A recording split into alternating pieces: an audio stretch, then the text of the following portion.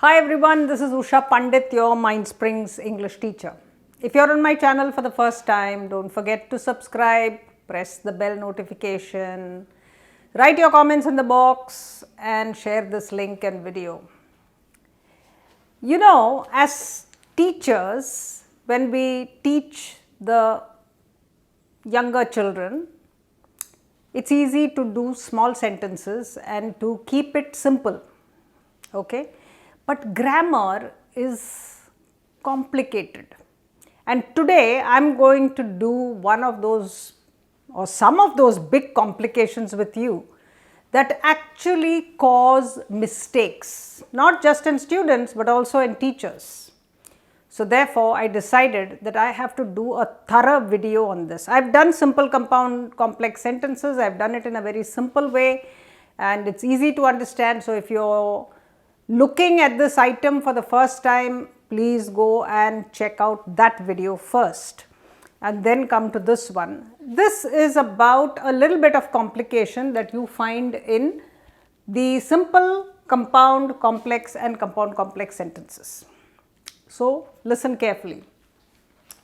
Now in a sentence, the most important part is this verb.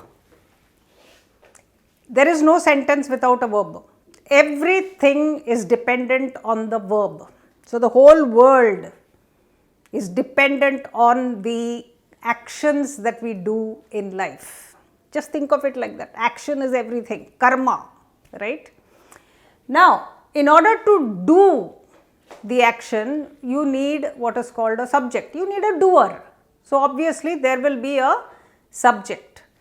And then there will be the action that is done on something, that's your object. Otherwise, sometimes there is no object, but you are just telling people more about the subject and then you get what is called a complement. This is another video altogether. If you don't know, this is basic, okay? But the most important thing in a sentence therefore is these two common things here. This can be either or, but this one, subject and verb, constant. A sentence must have a subject and it must have a verb. Now the long sentences that you get are huge subject phrases, verb phrases, object phrases, complement phrases or clauses. So you can expand, but basically if you whittle it all down, you are coming down to subject, verb, object or complement. This is what it is, grammar. So let's look at the simple sentence. Now the simple sentence has got a subject and a verb. This is what we are always taught, isn't it? A simple subject must have a subject and a verb, a simple subject. We know this. So we are constantly looking for, is there a subject and is there a verb? If there is one verb, then we say it's a simple sentence. But you know what, we get tricked. So let me give you an example. For example, if you say Radha slept, slept is your verb and Radha is your subject, isn't it? Simple sentence, complete sense, SV, Radha slept, finished. Simple sentence. Now that is a very simple sentence that I would give a grade 2 child, for example, or a 3 child or a 4 child even in a primary school. But as you go up, you will find different kinds of sentences and then you start getting confused. So let's see what the confusion is. If you look at the second sentence, you've got slept as the verb, excellent. There is no other verb. There is, here there is a verb, dreamt. So you've got two verbs and you've got Radha, which is the subject. So you've got a subject and two verbs. You are likely to say that is a compound sentence, but it is not. That is not a compound sentence. When you have one subject and the same subject is doing both the actions, so sleeping and dreaming is both being done by Radha, and this verb does not have its own subject. So one subject is sharing two verbs. You will have what we call, this one is called a combined predicate or a compound.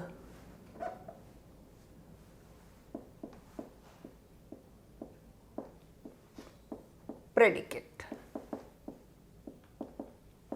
That's what it's called.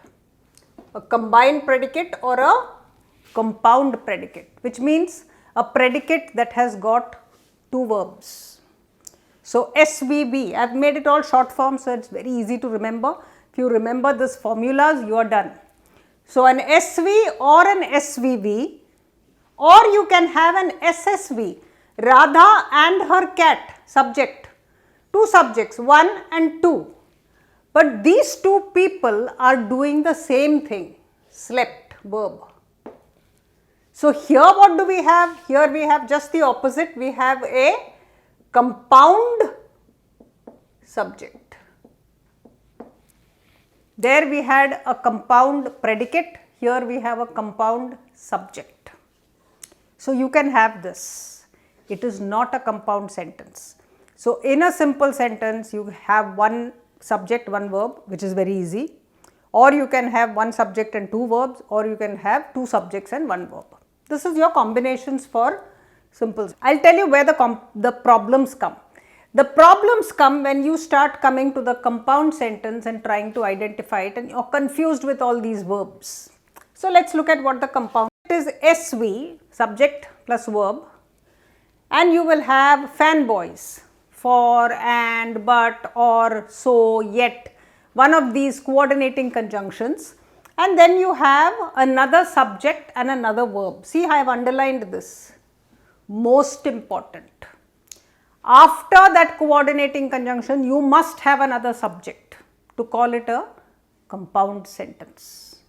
If you don't have this, it will become SVV. And what is SVV? It's a simple sentence. So it will not be a compound sentence. Just remember this. So what do we have? Radha slept and she dreamt. So you've got a verb here and you've got a subject here. You've got your and then again you've got a subject and then you've got a verb. Perfect. So SV plus coordinating conjunction plus SV. You might either have a coordinating conjunction in fanboys, or you will have pairs like neither nor, either or, but they can't be joining just words. Neither Radha nor Sudha is not a compound sentence, because you will find that neither Radha, one word subject, nor Sudha, again one word subject. Where are the verbs for these people? So you cannot take single words and call them a compound sentence. A compound sentence must have two clear clauses. Neither did Radha eat nor did Sudha eat. This will become a compound sentence. But neither Radha nor Sudha ate is not a compound sentence. So just remember this. You will have to see this video many times. You will have to write many sentences and check this out. Only then will you get it. Otherwise, you will understand everything that I am saying, but you won't remember it. The only way to remember grammar is by doing it. Okay? Otherwise, at some stage, in some examination, this will topple you. You will sit with the paper and you will get confused. That is how dangerous it is. So don't do that, and it might be a competitive exam and you might not have the time then to even think. So don't take it lightly. Just remember these fundamentals. So your compound is just that, it might have a coordinating one, or it might have neither nor, not only but also, it will have these pairs. That's all there is in a compound sentence. One of the things to remember in a compound sentence is these verbs must be equal. Equal meaning when you say them together, she went and she found. See, she slept and she dreamt. They should be related, they should be equal. You should not take a main clause from somewhere and then mix it up with some subordinate clause with an and, which just does not fit, which does not go together. They are unequal. Don't take clauses like that and make them compound. They have to be equal and they have to be related. Just remember, they can be the same person or they can be different people. It doesn't matter, but they have to be related. That sentence must, when you say the sentence, it must flow together. That's a compound sentence. Complex sentence is subject verb is greater than subject verb. So, one clause is greater than the other. So, this one is subordinate to this one. That is why I put the greater than. This stands for your subordinating conjunction. How do you make the first one greater than the second one? You do that by using a subordinate clause. So, suppose if I say she went to bed for she was tired. Because of the for, it will become a compound sentence. She went to bed for she was tired. I have joined she went to bed, she was tired with for, which is a coordinating conjunction and therefore a compound sentence. But if I were to say she went to bed because she was tired, it will become a complex sentence because is a subordinating conjunction. So, by just changing the conjunctions sometimes you can either make it into compound or into complex. It is very simple. Because I told you this, it does not mean that you have got it. Make sure that you write many sentences. Use your fanboys and then use a subordinating one below. The same sentence, take it and make a subordinating conjunction and you will see that you have changed them all into complex sentences. When you do synthesis of sentences for your board exams, you cannot take a whole bunch of rules and start applying them, saying drop this, keep this exactly like that, don't change this. You can't do this. You have to have practice of writing these sentences. Only then will grammar flow into writing, isn't it? Otherwise, you are just doing some dry exercises. What is the point? Why do grammar at all? So, don't make that a habit. Make sure that you make your own compound and complex sentences. You will learn it better. So, let us see what happens here. Radha slept after she came home. Oops, sorry. So, that is your complex sentence. Now, there is one thing that I forgot to show you. I talked to you about SVV, but look at SVV in action here. Radha slept and dreamt. It is a perfectly good sentence, but it is not a compound sentence. To make this a compound sentence, I will have to put she dreamt. What is this she? Subject. SV and SV, that is what it is. Okay. So, coming back to our complex sentence, what happens? Radha slept after she came home. This after is a subordinating conjunction. I wonder whether we can use anything from fanboys for this. Radha slept.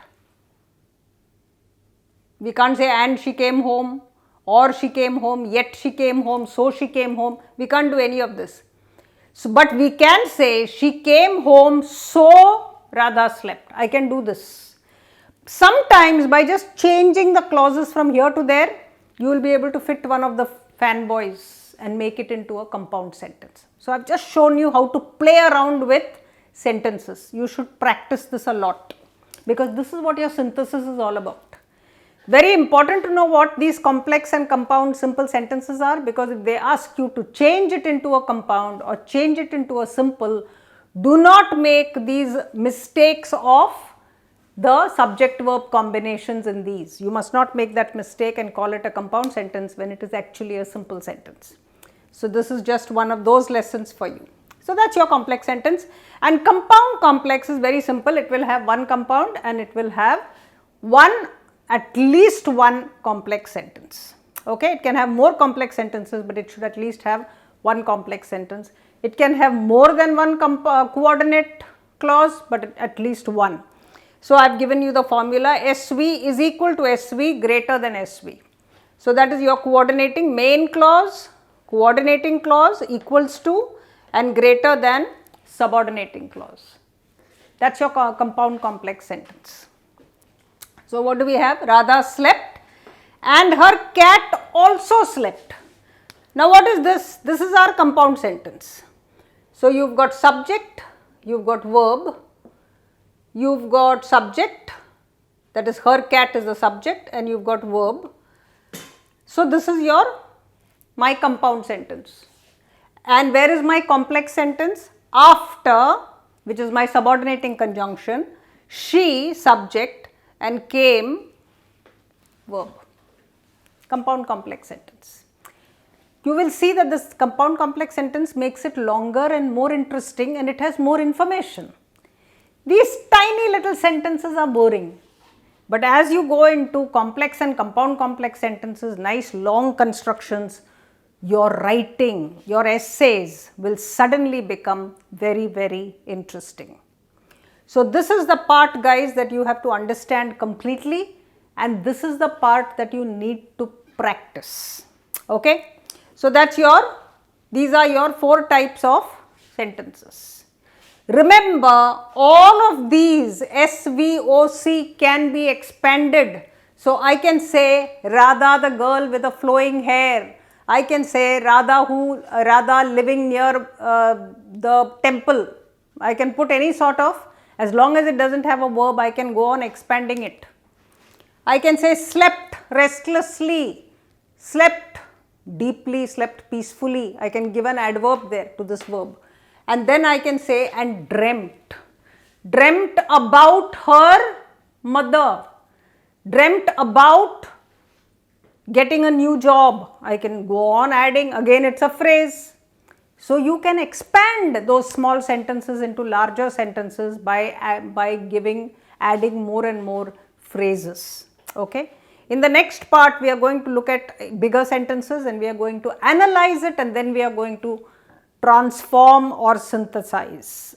Transform and synthesize, combine, are all the same thing. Basically, you are fusing them together to create either one type of sentence. You are taking a big sentence of one type and changing it into another. Okay. So let's look at that